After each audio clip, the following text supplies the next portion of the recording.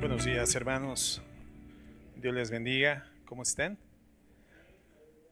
Gracias a Dios, un gusto verlos en esta mañana. Bueno, antes de iniciar, quiero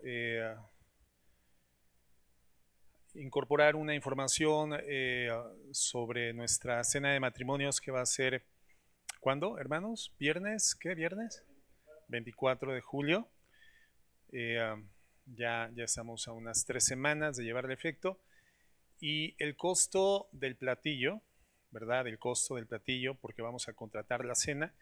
Habíamos comentado que en esta ocasión no van a ser tostadas ni alimentos preparados por nosotros o por los matrimonios, sino contratamos un servicio a fin de que sea más cómodo para todos, lo disfrutemos más.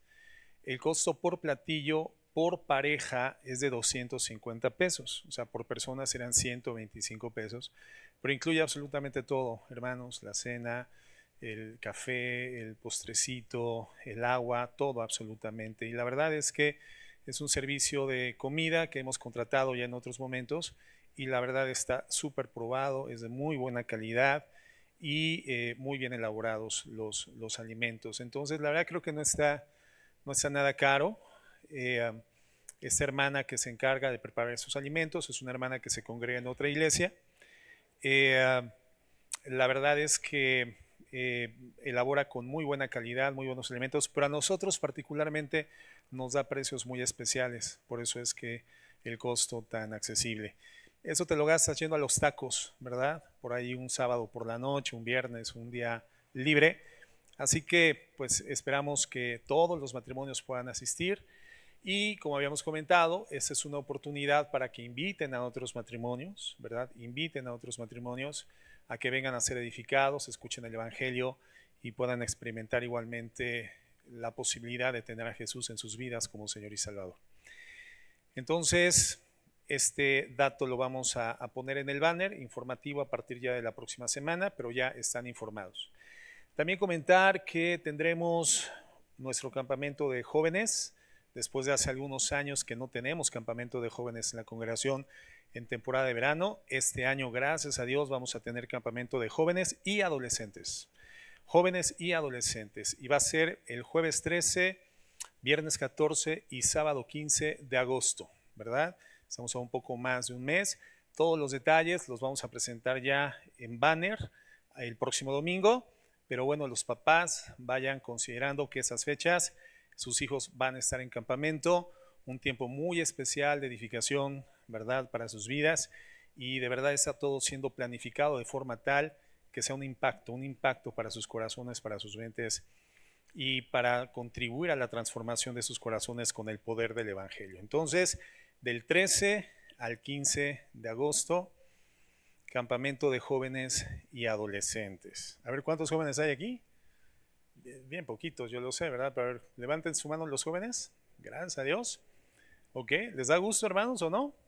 ¿Sí? Gracias a Dios. No, súper felices, de verdad. Un entusiasmo maravilloso. Pero gracias a Dios. Se irán emocionando, yo espero, ¿verdad? En los próximos días. Muy bien. Miren, antes de iniciar tenemos algunas necesidades de oración y las vamos a presentar, hermanos, para que aprovechemos. Primeramente, vamos a orar por Caleb, sobrino de nuestro hermano Elías. Él se encuentra pues padeciendo un problema de cáncer, un cáncer que pues se manifestó de forma súbita con un avance muy crítico. Joven de 17 años, cristiano, temeroso de Dios, su mamá también, y está en la parte final de la segunda fase de quimioterapias. La primera fue muy intensa, muy intensa. Este cáncer comenzó a hacer metástasis, pero gracias a Dios ha habido una disminución, ha habido un retroceso, ¿verdad? En cuanto a el avance que había tenido el cáncer. Es un joven lleno de fe, un joven que está compartiendo el Evangelio en el hospital, donde está permanentemente internado, pues a la psicóloga, a las enfermeras, y es un testimonio de fe en el Señor Jesucristo. Vamos a orar por él, Caleb y Patti, su mamá. Vamos a orar por la hermana Marisela Fierro, que tiene un problemita en uno de sus pies. Ella se hizo un tratamiento podológico y bueno, la situación no está del todo bien. Vamos a orar porque se restablezca por completo. Vamos a orar por nuestra hermana Martita, que está teniendo un problema de molestias fuertes en su columna. Vamos a orar por mi mamá, que gracias a Dios ya está con nosotros nuevamente. Ya dejó el turismo por un tiempo, ¿verdad? Y ya está aquí, y ella tiene un problemita en la mácula de su ojo derecho que le fue identificada ahora que le han estado haciendo estudios para sus cataratas. Y vamos a orar por esto. Vamos a orar por la hermana Laura López, esposa de nuestro hermano Edgar López, que tiene también un problema fuerte de su espalda y se está recuperando. Y vamos a orar también, hermanos, por la señora Janet López. Ella es hermana de nuestra hermana Yadira Sanabria, hermanos que vienen de Siracuaretiro. Y bueno, pues lamentablemente su hijo Luis Alberto falleció. Creo que hoy mismo, el día de hoy falleció, una situación crítica familiar, y evidentemente pues ella y la familia se encuentran pues con este dolor. Entonces vamos a orar por todo esto antes de iniciar. Señor, en el nombre de Jesús queremos bendecir tu nombre, exaltar tu majestad y reconocer que eres Dios, que no hay nada ni nadie que pueda sustentar, respaldar y sostener nuestras vidas, sino tu diestra de poder, con tu corazón amoroso, con tu corazón dadivoso, generoso y lleno de misericordia para nuestras vidas. Estas necesidades que hemos presentado, sabemos que están ahí en el trono de tu gracia, las estamos llevando ahí porque tenemos ese acceso libre a partir de nuestra redención en Cristo Jesús. Un camino limpio, nuevo, verdadero, abierto con el poder de tu sangre, Cristo, para hablar contigo de estas necesidades y de estos hermanos, de estas personas.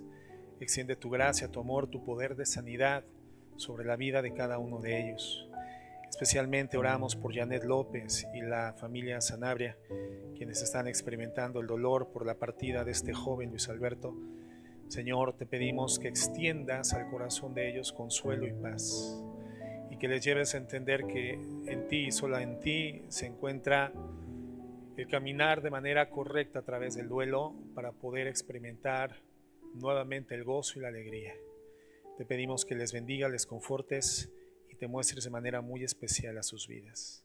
Ponemos esto en tus manos, Padre, en gratitud y en plena confianza. En Cristo Jesús. Amén. Amén. Bien.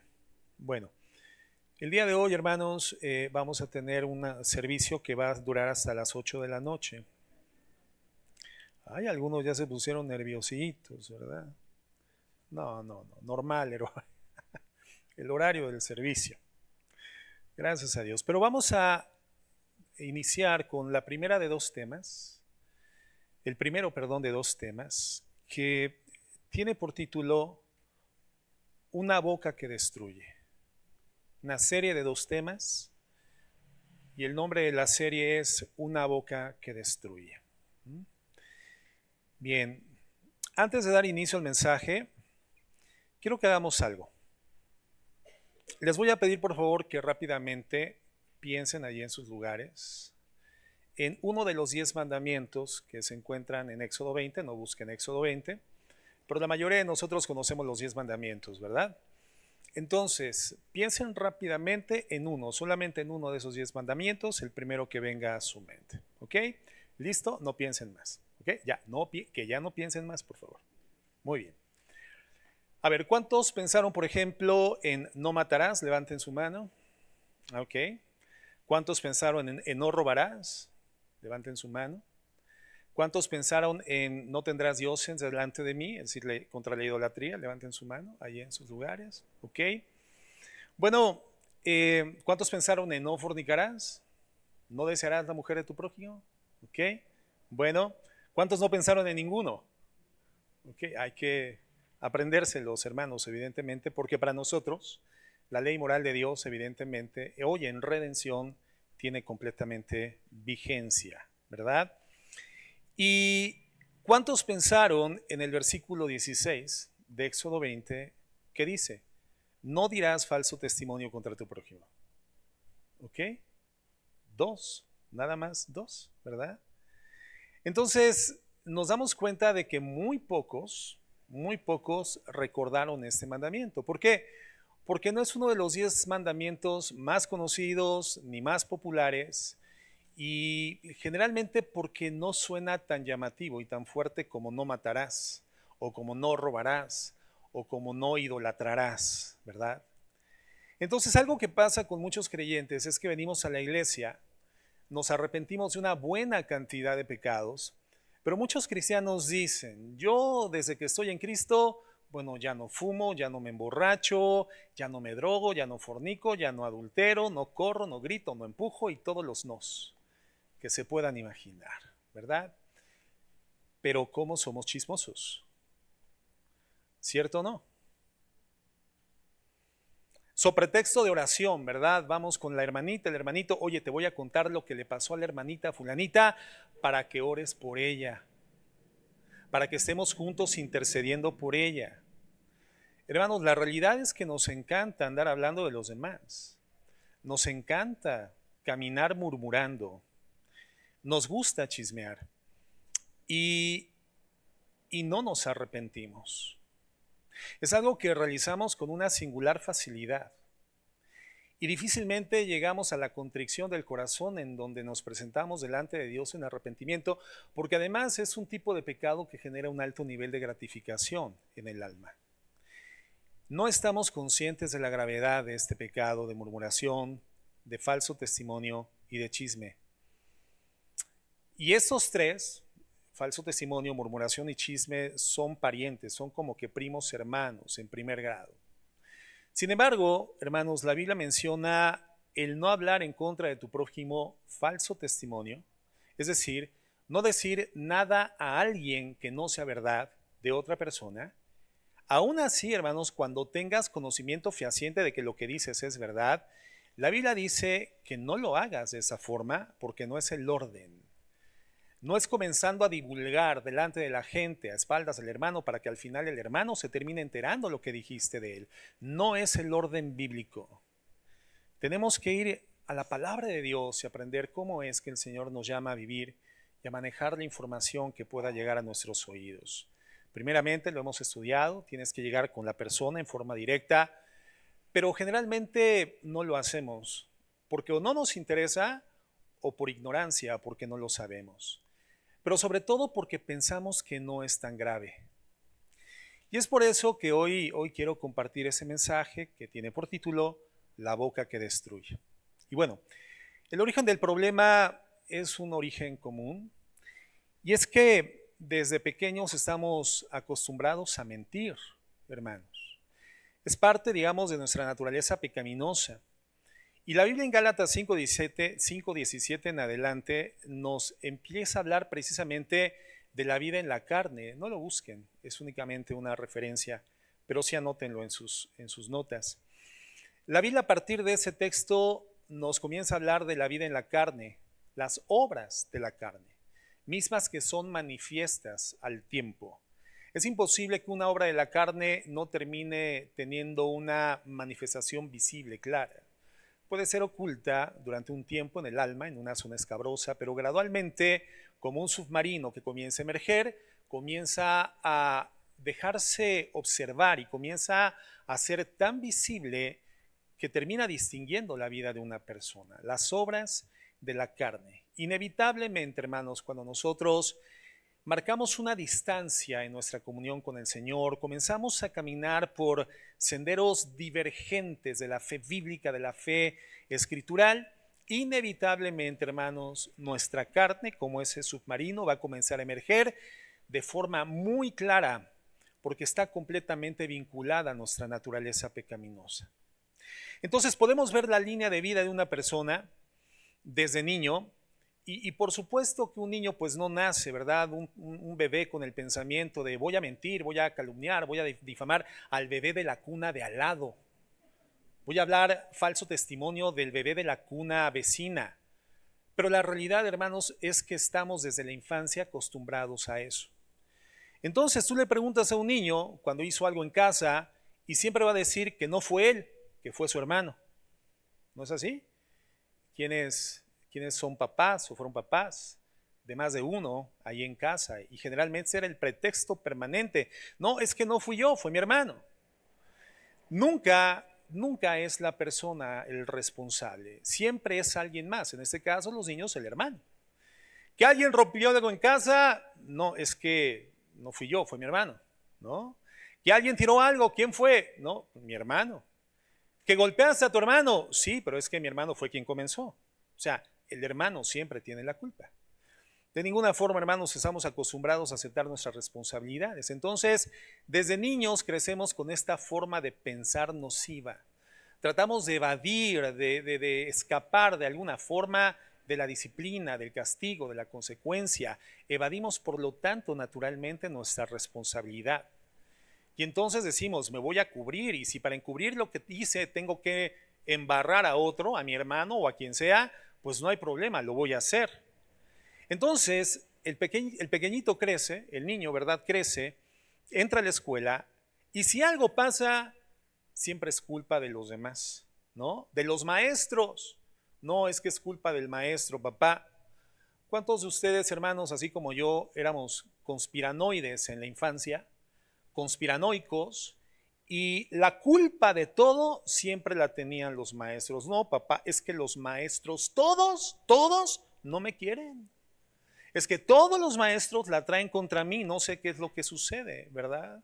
O es que todos reprobaron el examen, mamá, no fui todos reprobamos el examen. Como si nuestra mamá fuera a decir, pues si todos son bien burros, pues no pasa nada, hijo, felicidades. Hermanos, no fuimos capaces de reconocer nuestras responsabilidades y actos en nuestra infancia. No, es que, ¿sabes qué?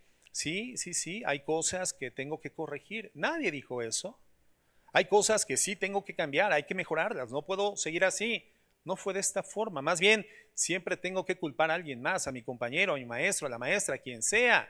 Pero yo no voy a aceptar mi responsabilidad porque es más disfrutable hacer las cosas sin vivir las consecuencias. Llegamos a la adolescencia y continúa haciendo exactamente lo mismo, ¿no? Hijos rebeldes, pero no soy yo, es que soy rebelde por la culpa de mis papás, porque no me entienden, porque no pasan tiempo conmigo, porque se pelean mucho. Y ese pequeño, que ya no es tan pequeño, crece, se vuelve adulto, empieza a tener una vida productiva, una vida laboral. Y ahora, ¿de quién es la culpa? La culpa es del jefe. La culpa es de la empresa, los compañeros, el gobierno, los partidos políticos, del Cruz Azul que le ganó a los Pumas en la final. Ahí sí tienen la culpa, ¿verdad? Entonces, al final, todo mundo tiene la culpa, menos yo. Venimos a la iglesia, le entregamos nuestra vida al Señor Jesucristo, nos arrepentimos de una buena cantidad de cosas, pero no tratamos con esos malos hábitos que hemos abrazado durante años a lo largo de nuestra vida y hemos acostumbrado a nuestra carne a mentir, a calumniar, a difamar, a decir falso testimonio y a no reconocer, porque pensamos que no es tan grave. Y además genera gratificación en el alma. Entonces encuentras lamentablemente a muchos cristianos que siempre es la culpa del hermano, la culpa del pastor, la culpa de la congregación, pero no reconocen su responsabilidad. Y dentro del cuerpo de Cristo comenzamos a calumniar, a murmurar y a decir falso testimonio de otras personas. Yo sé que para ustedes es difícil entender eso porque casi no sucede aquí en Uruapan ni aquí nunca, ¿no? Pero hay iglesias en Tailandia, hermanos, en China, Indonesia, donde esto es muy común, aunque no lo crean, hermanos, muy común. Y por eso es muy importante que sepamos y entendamos, por iluminación del Espíritu Santo, lo que la Biblia dice. Repito, acerca de la murmuración, el chisme y el falso testimonio, acerca de la boca que destruye. Entonces, encontramos dos grupos. El primero, personas que mienten y lo hacen intencionalmente. La realidad es que esperaríamos que en este primer grupo de personas pues no hubiera un alto nivel poblacional de personas redimidas, de personas cristianas que asisten a una iglesia evangélica. Personas que tienen en su corazón la motivación de obtener algún beneficio personal a través de la mentira, a través del desprestigio. Y es común esto, hermanos, en el día a día, en el mundo, en los partidos políticos, las campañas sucias. Mienten, manipulan, manejan la información de manera tendenciosa, sacan las cosas de su contexto con el propósito de quedarse en el poder, llegar al poder y ostentar el poder. Es muy común entre la gente no redimida, la gente no creyente en Jesucristo. Meterle el pie al compañero de trabajo, calumniar al prójimo para tener más dinero, mejor posición, más poder, más fama, más prestigio, más autoridad. Y esto, hermano, de ninguna forma tendría que ser común dentro del cuerpo de Jesucristo. Desafortunadamente también los hay. Pero dándoles, digamos así, el beneficio de la duda y suponiendo que nadie tiene ese corazón perverso que se levanta en la mañana pensando a quién voy a desprestigiar, a quién voy a difamar, de quién voy a mentir, a quién le voy a hacer un lío, entonces entendemos que si somos cristianos y hacemos esto, caemos sin darnos cuenta. Hay un segundo grupo de personas, y ahí sí creo que muchas veces hemos estado involucrados, personas que llegan a hablar mentiras porque pensaban que eran verdades. Personas que transmiten mentiras porque pensaban que eran verdades. El punto es que el hecho de haber ignorado que lo que transmitiste era una mentira, no, yo no lo sabía. Bueno, el hecho de que tú ignoraras que era una mentira lo que transmitiste, no te excusa del pecado que ya cometiste. Y por eso es que debemos tener muchísimo cuidado, hermanos, de que nuestra boca no sea una boca que destruye. En Santiago capítulo 1, versículo 19, estoy citando la Biblia de las Américas, la Escritura nos da una lección de oro y que debemos de aprender y poner en práctica todos. Fíjense cómo dice la Escritura. Santiago 1, 19 y 20. Esto sabéis, mis amados hermanos. ¿A quién está dirigiendo Santiago la Escritura inspirada? A los hermanos, a la congregación, a los redimidos por gracia, a las personas que en ese contexto histórico, y evidentemente esto trasciende a nuestra época actual, hemos creído en el Señor Jesucristo como el único medio de redención para poder ser reconciliados con el Padre. Hemos creído que la sangre de Cristo derramada en la cruz del Calvario tiene el poder de limpiar nuestros pecados pasados, presentes y aún los futuribles delante de Dios. Y que nos presenta justos sin haberlo sido, y que nos presenta santos sin haber vivido la santidad, y que además nos permite ser habitados por el Espíritu Santo para poder, influidos por su gracia, su poder, desarrollar una vida crecientemente en santidad a fin de cada día parecernos más a Jesucristo. Es a esa audiencia a la que históricamente Santiago, inspirado por el Espíritu Santo, está dirigiendo este mensaje. Y evidentemente por el Espíritu Santo tiene total vigencia para nuestra generación eclesiástica, nuestra generación congregacional. Dice, esto sabéis, mis amados hermanos, pero que cada uno sea pronto para oír, tardo para hablar, tardo para la ira. La Biblia nos llama a que seamos prontos, rápidos, expeditos en oír bien, escuchar correctamente, pero seamos tardos, que no seamos diligentes en hablar, en comenzar a extrovertir o poner como elemento de discusión en la mesa un punto. La Biblia nos dice, tienes que aprender a ser tardo para hablar y tardo para la ira. ¿Por qué? Porque la ira del hombre no obra la justicia de Dios. Entonces la Biblia nos dice que seamos prontos para oír, tardos para hablar, pero lo que no pocos hacen regularmente es completamente lo contrario. Apenas escuchan, apenas se enteran, inmediatamente, a prisa, ya están hablando. Y muchas veces hablan cosas que no eran ciertas. Actúan a veces motivados por su ira en su carne. Y la Biblia dice que la ira del hombre no obra la justicia de Dios. Es decir, la ira del hombre no es un mecanismo, no es un escenario donde la justicia de Dios tenga manifestación o sea visible. Ningún hombre en ira, ninguna mujer en ira podrá ser un instrumento de la justicia de Dios.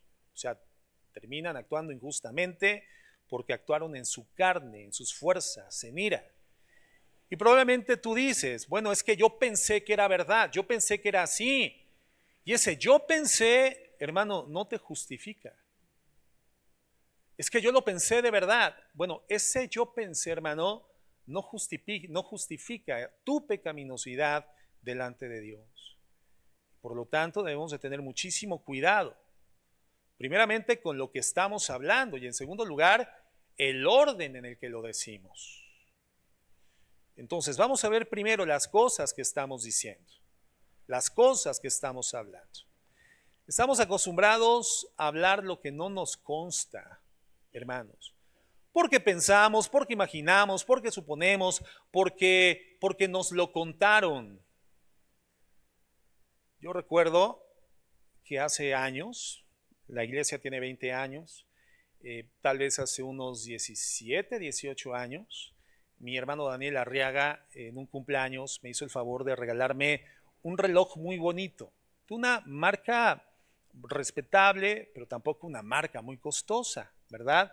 Sin embargo, una marca que te garantiza que no te va a fallar el reloj y eso ya le da bastante calidad. Un reloj marca Orient, dorado, muy bonito el reloj. Y tiempo después, cuando yo lo comencé a utilizar en los servicios congregacionales, me enteré de que algunos hermanos comenzaron a decir, en eso se gasta los diezmos el pastor. Mira nada más ese reloj de oro, brillante, y lo luce de una forma mientras predica, casi que se levanta la manga, ¿verdad? Mínimo le salió en 10,000 y 15,000 pesos. ¿En eso se gastan los diezmos de la iglesia? Bueno, cuando mi esposa y yo lo escuchamos, la verdad nos dio mucha risa, pero nos dio más tristeza.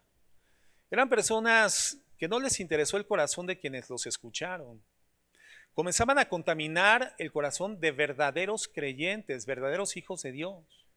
Esas personas que murmuraron y mintieron salieron, gracias a Dios, por su propio pie de la congregación.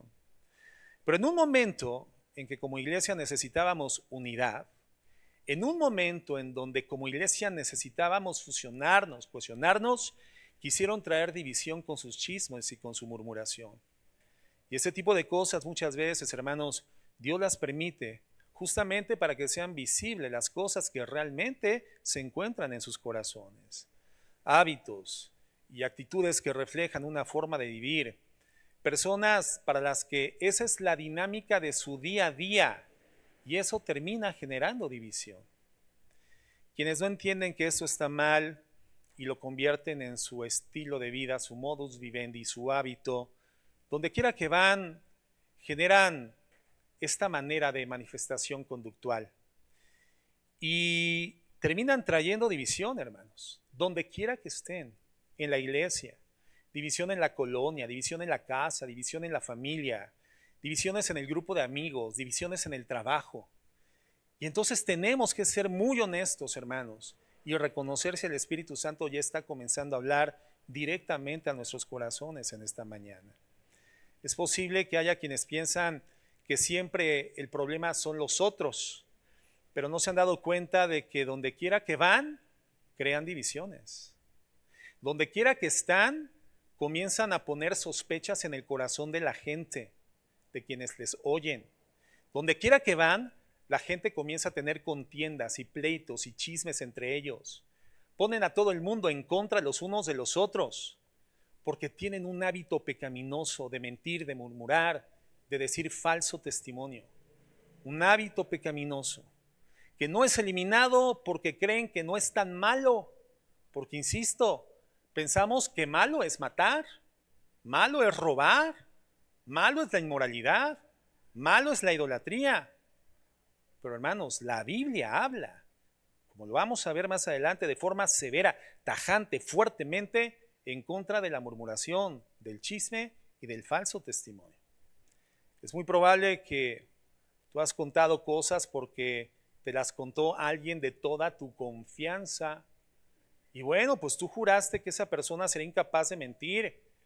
Pero con lo que no contabas es que esa persona sí puede mentir. O puede contar su versión personal de las cosas, su propia historia, cómo percibió la historia, cómo procesó la realidad. Y eso, hermanos, no siempre va de la mano con la verdad. Mi esposa y yo, pues entre las áreas de consejería que a lo largo de esos años de ministerio más hemos practicado, es la consejería matrimonial. En algunas ocasiones, por necesidades específicas del matrimonio aconsejado, doy yo la consejería de forma personal al varón, mi esposa da la consejería de forma personal a la esposa. Escuchamos primero yo la versión de él, después ella la versión de la esposa. Y cuando lo hemos hecho de esta forma, bueno, sucede que yo llego con mi esposa porque evidentemente al ser consejeros y pastores de la congregación, mi esposa y yo dirimimos todos los temas. Y los dirimimos en absoluta secrecía y comunión con Dios. Jamás, jamás se ventila una circunstancia de consejería ante ningún miembro de la congregación, ni ante los líderes, ni ante quienes ya ejercen alguna función oficial de ministerio. La consejería demanda de absoluta secrecía y discreción por ética pastoral y por temor de Dios. Y bueno, pues comentamos los casos y yo llego con una versión donde realmente digo, bueno, es que, ¿sabes qué, amor? Creo que, aunque no creemos en la reencarnación, esa mujer es la reencarnación de Jezabel. Y mi esposa, no, mira, yo creo que es el anticristo, el esposo de esta pobre mujer. Y entonces cuando cazamos la información y finalmente los juntamos, pues nos damos cuenta de que de ninguna forma en sus respectivas versiones, ni él ni ella tenían el deseo de desprestigiarse mutuamente o calumniarse mutuamente, sino que estaban presentando en consejería la perspectiva que tenían del problema. Ambos creían tener la razón. Entonces, eso es un claro ejemplo de cómo aún entre matrimonios pueden darse versiones tan diferentes. No porque se quieran destruir, porque si van a consejería es porque quieren edificar o resolver los problemas en su matrimonio, sino porque la percepción de cada quien, hermanos, siempre va a ser diferente. Nuestra forma de procesar la información, la realidad, nuestro carácter, el nivel de sensibilidad de cada quien es muy distinto, es individual, forma parte de la individualidad con la que el Señor nos diseñó a cada uno de nosotros. Para alguien, por ejemplo, que está acostumbrado a hablar de forma fuerte y golpeada, puede ser completamente normal. Pero para la otra persona puede sentirse herida porque piensa que le gritó. Y eso en algún sentido nos sucedió cuando iniciamos el ministerio en Apatzingán, hermanos. Hace 11 años, si no me equivoco. Bueno, resulta que allá los hermanos en general, la gente de la comunidad, suele tener una forma de conducirse menos amigable que aquí, pero no porque no sepan ser amigos, sino porque es parte de la cultura. Y yo recuerdo que tanto a mi esposa y a mí en algún momento se nos dirigieron algunos comentarios de los hermanos en tonos que consideramos agresivos. Pero comenzamos a conocer a la gente y comenzamos entonces a darle un mejor y más objetivo procesamiento a esa experiencia de realidad. Y el punto es este, que procesamos la realidad en base a muchos elementos antecedentes, cultura, educación, nivel de experiencia antecedente, idiosincrasia, etcétera. Es una forma particular de percibir la información y no siempre la forma en la que la procesamos es la realidad objetiva o la verdad. Por eso es muy delicado, hermanos, es muy delicado que aun cuando te lo haya dicho tu mejor amigo, tu mejor amiga, ese que sería incapaz de mentirte, es muy delicado que tú comiences a divulgar esa información porque tú no conoces la verdad. Entonces, dijo por ahí algún salmista urbano, calladito te ves más bonito, ¿verdad? No lo busques en la Biblia, no lo vas a encontrar, pero es un dicho urbano, un dicho popular que tiene parte de verdad. De hecho, Santiago dice, todo hombre sea pronto para oír y tardo para hablar. Primero escucha, escucha, escucha bien, infórmate, entérate antes de abrir la boca para destruir. El problema es que este pecado es muy común muchas veces entre nosotros, hermanos, como cristianos, porque creemos que no es tan grave. Pero la Biblia dice en Apocalipsis 2:18 que no solamente los fornicarios, no solamente los idólatras, que no solamente los homicidas, sino también los mentirosos no heredarán el reino de los cielos. ¿El pecado es grave o no, hermanos? Muy grave. Vamos a leerlo a la letra. Apocalipsis 21:8. Dije 2:18, perdón, 21:8. Apocalipsis 21:8. Dice así, pero los cobardes, esta versión es Reina Valera, pero los cobardes, incrédulos, abominables, asesinos, inmorales, hechiceros, idólatras. ¿Te das cuenta? Parecería que el nivel de envergadura, el nivel de importancia y gravedad y profundidad de estos pecados hace que la mentira aparezca en un segundo o tercer nivel de importancia. Parecería que la mentira no tiene por qué aparecer dentro de esta categoría o dentro de este catálogo de pecados, pero no es así.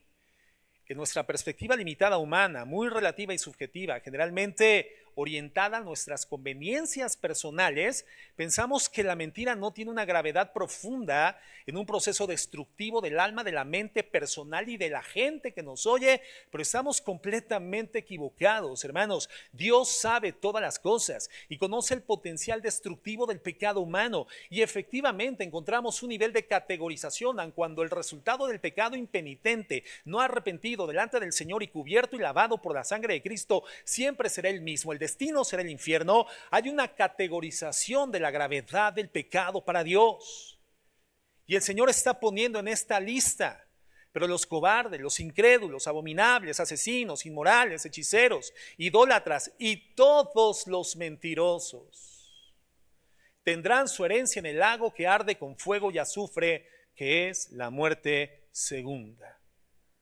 Y por deducción y antítesis, los mentirosos, hermanos, no heredarán el reino de los cielos. Ojo, la Biblia no se refiere a personas que algún día dijeron una mentira, porque todos hemos llegado a mentir en algunas circunstancias. Siempre será un equívoco mentir, nunca será justificable mentir. Pero la Biblia está hablando de los mentirosos y se refiere a personas para las que ese es su estilo de vida. Ese es su modus vivendi, es un hábito, es una constante, continuamente están practicándola, literalmente forma parte de su estilo de interacción y convivencia social, aún autodefiniéndose como cristianos e hijos de Dios. Si tú estás acostumbrado a vivir mintiendo, ya sea descaradamente, para sacar provecho económico, para ser apreciado en un círculo social, para vivir una vida inmoral, para engañar a tu esposa, para engañar a tus padres, para irte de borracho diciendo que estabas con tus amigos, para irte con tu novia al hotel diciendo que estabas igualmente compartiendo con amigos de la iglesia o hermanos de la congregación. Hermano, si tú vives con ese estilo de vida, es una evidencia de que estás viviendo totalmente en la carne. Gálatas 5, 19 al 21. Dice la Biblia: ahora bien, las obras de la carne son evidentes. Estoy otra vez en la Biblia de las Américas. Las obras de la carne son evidentes, las cuales son inmoralidad, impureza, sensualidad, idolatría, hechicería, enemistades, pleitos, celos, enojos, rivalidades, disensiones, sectarismos, envidias, borracheras, orgías, cosas semejantes, contra las cuales os advierto, como ya os los he dicho antes, que los que practican tales cosas no heredarán el reino de Dios. Y por deducción, hermanos, por antítesis, entendemos que estos que viven de esta forma, este es su estilo de vida, hermanos, su destino es el lago que arde con fuego y azufre. Ahora tú me dirás: pastor, es que ahí no dice mentirosos, no dice murmuradores. Hermano, esta lista, quiero anticiparte, no es exhaustiva, es descriptiva. Pero esta descripción, hermano, digamos que esta introducción de este nivel profundo de pecaminosidad en la condición caída del ser humano, nos habla de muchos pecados asociados cuando son la forma de vida de la gente. Y nos está diciendo enemistades, pleitos, enojos, rivalidades, disensiones y sectarismos. Y justamente, hermano, esto es el resultado de la mentira, de la murmuración y del falso testimonio. Enemistades, pleitos, enojos, rivalidades, disensiones y sectarismos, envidias. Entonces, este no es el fruto del Espíritu Santo. Estas son las obras manifiestas de la carne. Ahora, en el mejor de los casos, y siendo muy generosos y muy bondadosos, hablaríamos probablemente de un creyente hipercarnal, un cristiano muy alejado de Dios, que su vida va para el desastre sin duda alguna si no se arrepiente. Pero lo más probable es que una persona que no ha nacido de nuevo es justamente el tipo de persona que vive de esta forma. Porque quien nace de nuevo, el Espíritu Santo le va a incomodar. El nuevo creyente, el nuevo nacido de Dios, la persona en quien habita el Espíritu Santo le va a contristar, le va a guiar a la justicia, al arrepentimiento, a la verdad, va a generar dolor espiritual en su alma, invariablemente le va a llevar a buscar ayuda, auxilio, para dejar ese estilo de vida. No puede un creyente vivir de forma permanente con un estilo de vida que la Biblia describe como una de las obras del diablo. Un hijo de Dios no vive permanentemente en un estilo de vida que la Biblia categoriza como resultado de las obras del diablo. De hecho, la Biblia dice que Satanás es el padre de la mentira. Fíjense lo que dice en Juan 8:44 el Señor Jesucristo. Él dice: sois de vuestro padre el diablo. Estos judíos, hermanos, dice la Escritura, que buscaban al Señor para matarle, creyendo que estaban ejerciendo actos de justicia en defensa de la religión. Pero Él les dice: son de su padre el diablo, porque queréis hacer los deseos de vuestro padre. Él, el diablo, fue homicida desde el principio y no se ha mantenido en la verdad, porque no hay verdad en él. Cuando habla mentira, habla de su propia naturaleza, porque es mentiroso y el padre de la mentira. Entonces, ¿cómo poder pensar que una persona redimida por la gracia, un hijo de Dios, un tabernáculo del Espíritu Santo, una persona que ha pasado de muerte a vida, va a vivir permanentemente en un estilo de conducta, en una forma de comportamiento familiar, social, eclesiástica, que es el resultado de las obras del diablo? No, hermanos, no hay coherencia. Y ha sido la mentira, hermanos, la calumnia, la murmuración, históricamente una de las estrategias satánicas favoritas para destruir. Tenemos al pueblo de Israel, murmuró contra Moisés. El pueblo que murió en contra de los propósitos originales de Dios, porque murmuraron de la tierra prometida de Canaán. Se perdieron, hermanos, espiritualmente, moralmente, mentalmente. Literalmente fueron tragados, muchos de ellos, por la tierra, por andar envenenándose mutuamente las almas en contra de la palabra de Dios. Tenemos tantos ejemplos de personas en el Antiguo Testamento, hermanos, reyes que eran mal aconsejados para mentir y para calumniar, y ninguna de esas historias, las puedes revisar minuciosamente, ninguna de esas historias terminó bien. Satanás utilizó verdades a medias, hermanos, verdades distorsionadas para tentar a Jesucristo. En Mateo 4 tú lo puedes observar. Decía verdades a medias, verdades distorsionadas, y una media verdad siempre es una mentira completa. Sedujo a Eva con verdades a medias, con que Dios dijo que no pueden comer de todos los árboles del huerto. Una mentira, una verdad a medias, completa mentira. No era verdad, solamente de un árbol no podían comer, estaba prohibido, pero tuvo una parte de verdad. Entonces Satanás distorsiona, altera la verdad, y esa es una de las formas favoritas de llevar a la gente, a las familias y aún a las iglesias a la perdición: alterar la verdad. Entonces debemos entender que el falso testimonio, la murmuración y la mentira solamente traen destrucción hacia otras personas, hacia la persona que está promoviendo esas mentiras. Y Proverbios 25:18, fíjense cómo dice. Proverbios 25:18: martillo y cuchillo y saeta aguda es el hombre que habla contra su prójimo, falso testimonio. Martillo y cuchillo y saeta aguda. Una saeta es una flecha, hermanos. Es el hombre que habla contra su prójimo, falso testimonio. ¿Qué es entonces, hermanos, de acuerdo a la Biblia, el falso testimonio contra tu prójimo? Es martillo, es cuchillo y es una saeta aguda. No, pastor, a ver, permítame. Yo nunca he matado a nadie, pastor. Pero no es tan grave que yo sea un chismoso. Pastor, yo nunca le he robado nada a nadie, pero no creo que mi murmuración sea tan pecaminosa, pastor. Bueno, la Biblia dice que es como agarrar a martillazos o a cuchilladas o como encajarle muchas veces una flecha afilada a tu prójimo.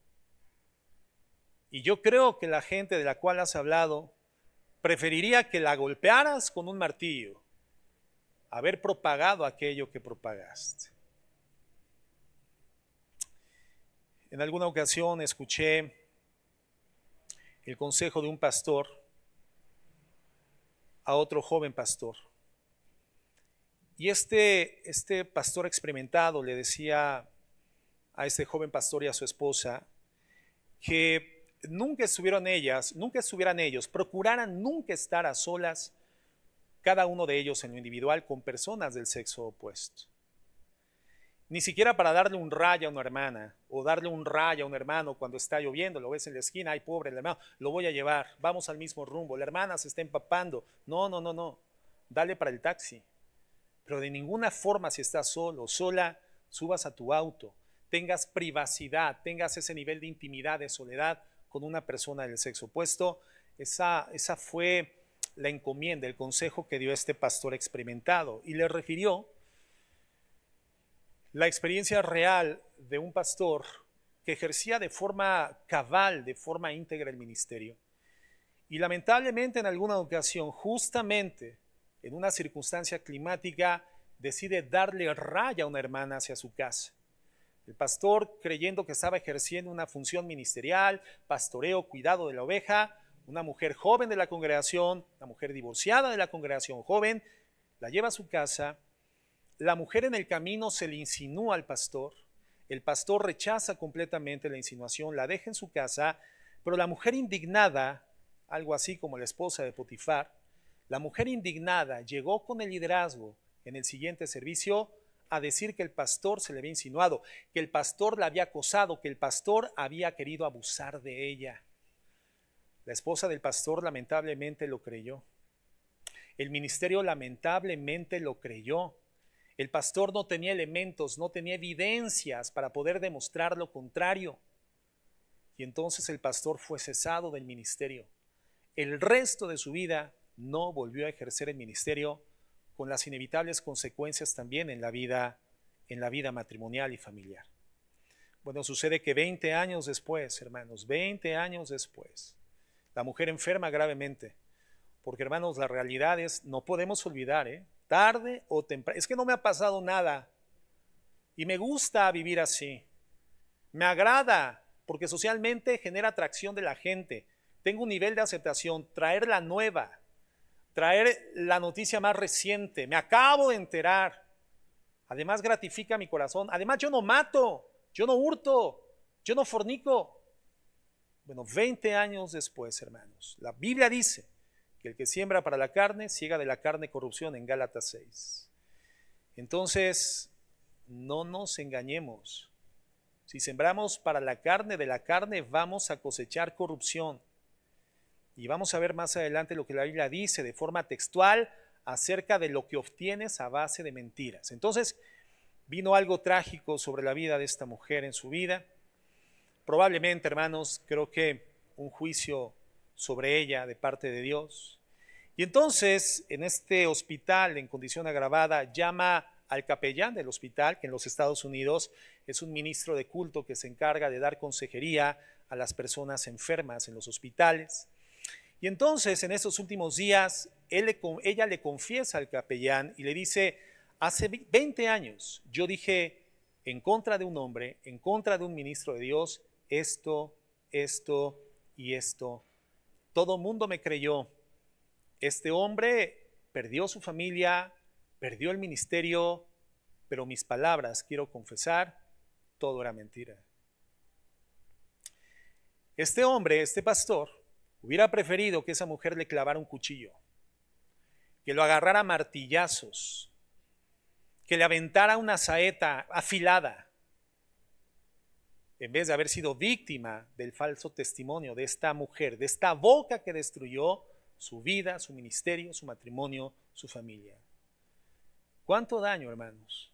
y cuánta destrucción pueden llegar a provocar nuestras palabras. Santiago dice que nuestra lengua es como un fuego que puede armar un gran incendio. Fíjense lo que dice Santiago 3:5. Santiago 3:5.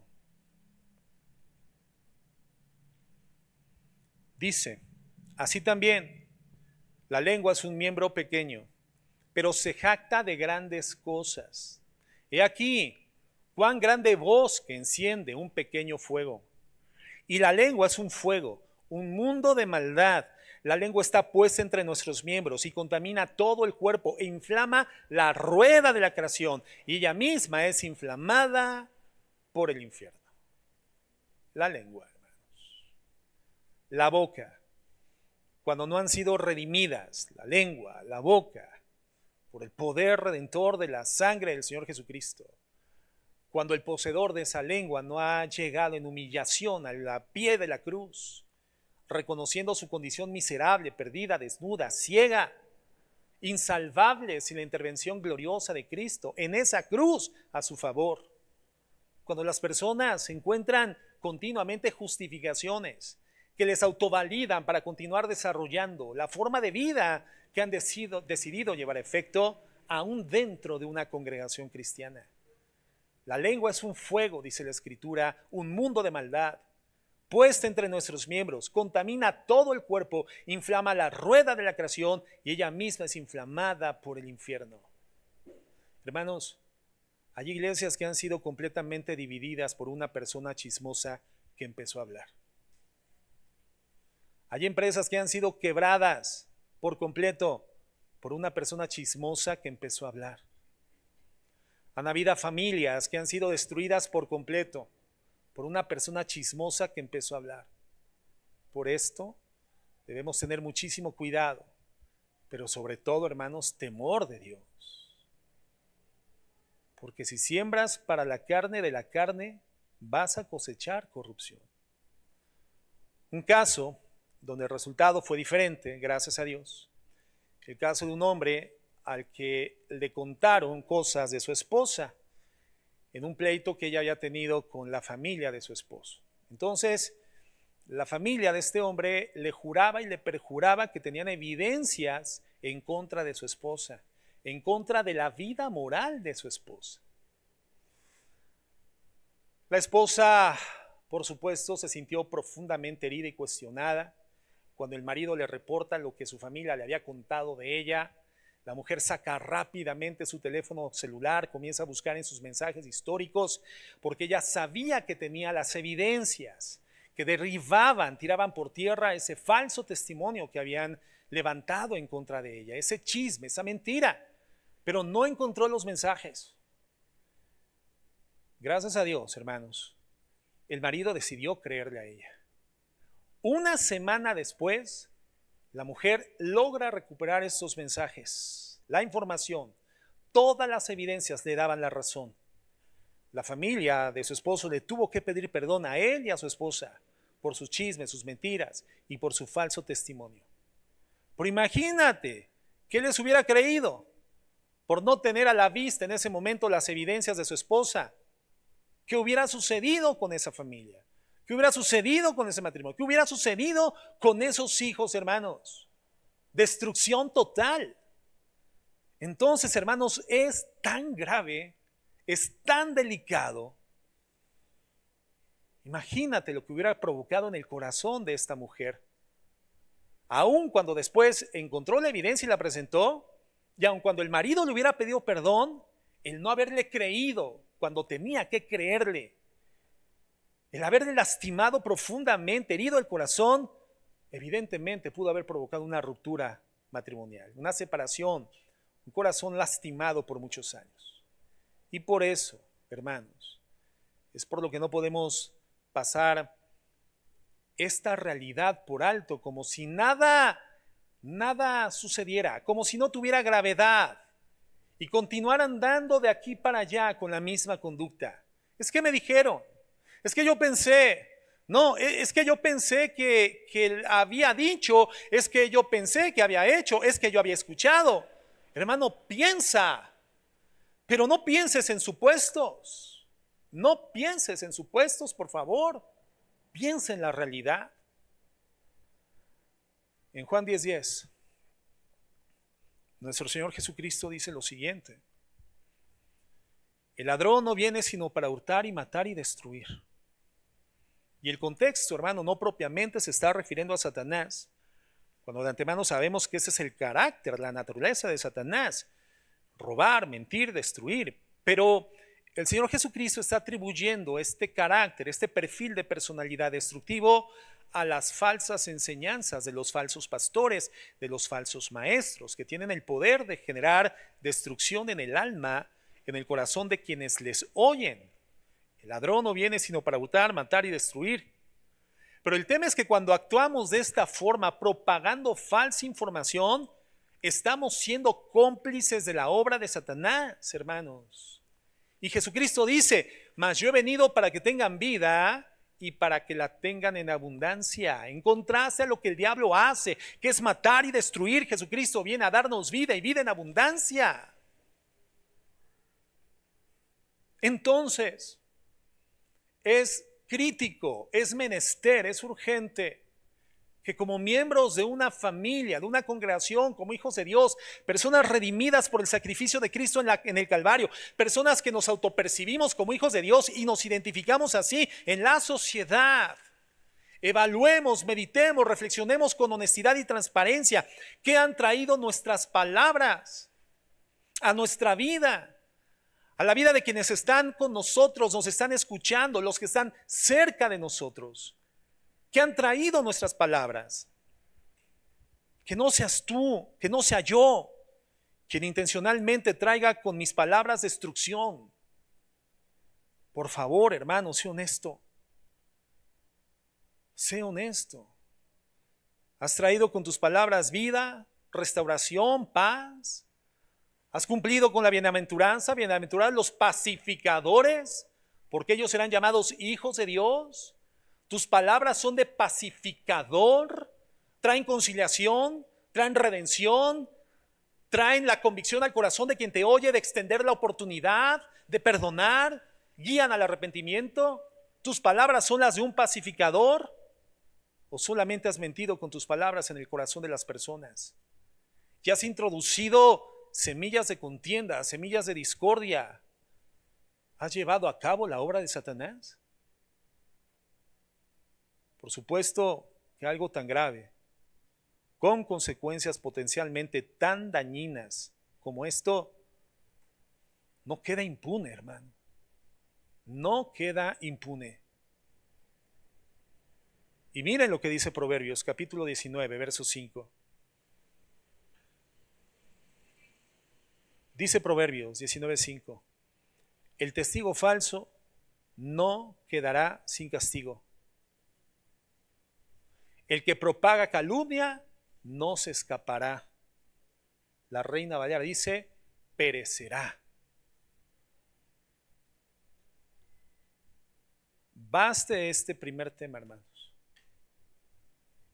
para que seamos sensibles a la voz del Espíritu Santo que ha iluminado su palabra en nuestro corazón esta mañana, para que hagamos un acto honesto de contrición personal, una reflexión honesta, genuina, transparente, sin evadir la responsabilidad, sin matizar nuestros actos, sin buscar justificaciones que le den viabilidad a continuar practicando ese pecado, mentira, murmuración y falso testimonio.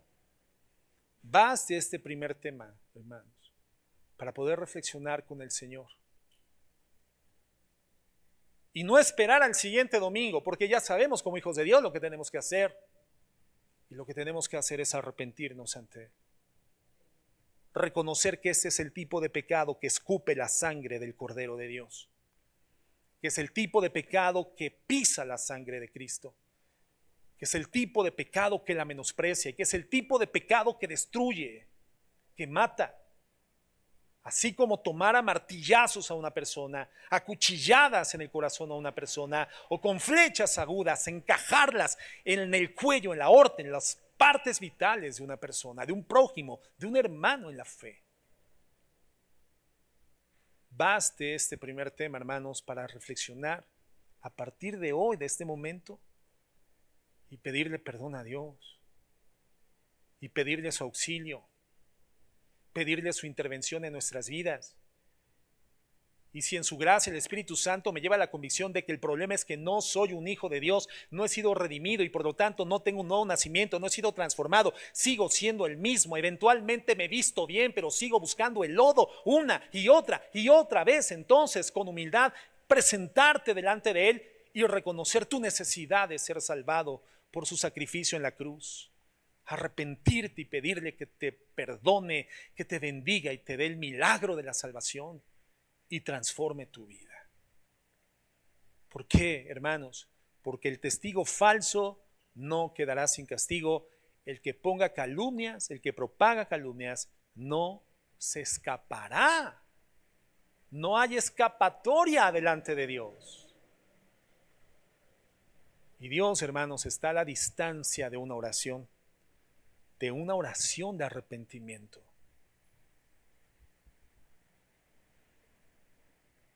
Continuaremos el tema y lo culminaremos, si Dios lo permite, la siguiente semana. Vamos a orar.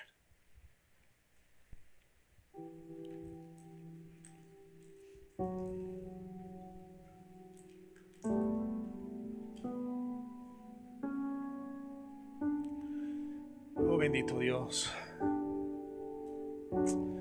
Oh gran Señor. Oh Dios de misericordia y de gracia.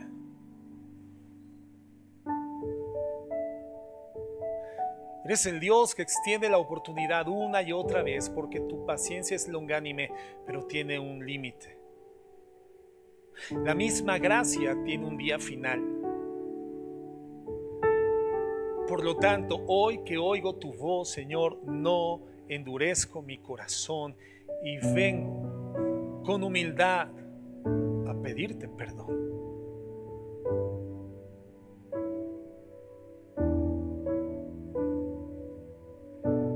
Porque me he cubierto bajo el manto de la no comisión de pecados que a mi consideración humana son gravísimos.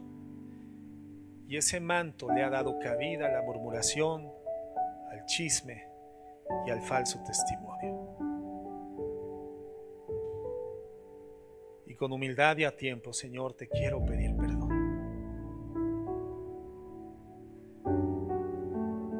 Reconozco que me he destruido a mí mismo.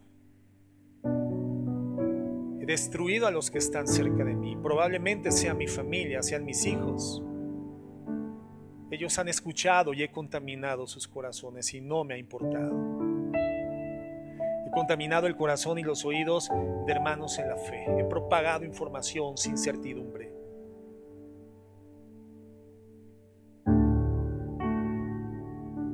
Y creyendo ser honesto conmigo mismo, he informado mi percepción de la realidad, la cual muchas veces no es la verdad. Señor, perdóname y ayúdame, porque no puedo seguir así, no debo seguir así. Ayúdame, Señor, porque un poco de levadura leuda toda la masa. Y la mentira no puede ser para mí como una pequeña dosis de droga. La pequeña dosis de una sustancia tóxica que sigue generando placer en mi cerebro. No puedo consumirla a pequeñas dosis, a pequeñas probadas. Es algo que tiene que salir de mi corazón, de mi mente y de mi boca.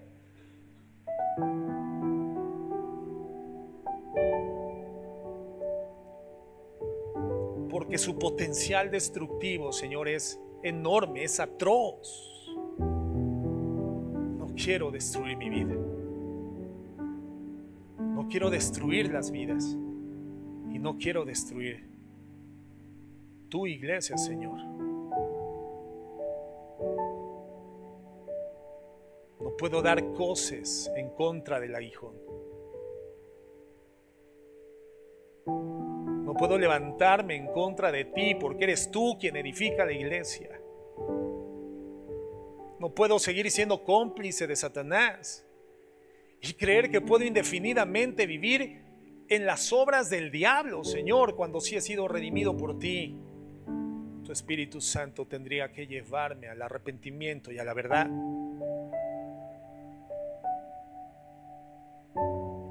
Y si, hermano, el problema es ese, que no percibes la presencia de un Espíritu Santo llevándote a la convicción de pecado, entonces es necesario que le digas que necesitas su salvación,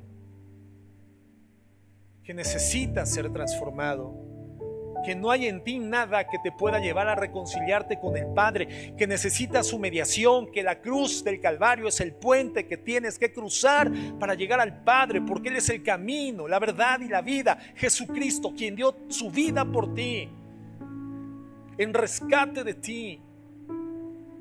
Y entonces dile: Señor, sálvame, estoy perdido. Señor, cámbiame y transfórmame. Mora dentro de mí, Espíritu Santo. Hazme una nueva criatura y concédeme ser completamente lo contrario a lo que he sido. Y llévame a vivir para ti. Señor, presentamos nuestra oración en esta mañana. Creemos en el poder de tu sangre, en el poder del perdón, en la inmensurable condición de tu amor. Perdónanos y ayúdanos.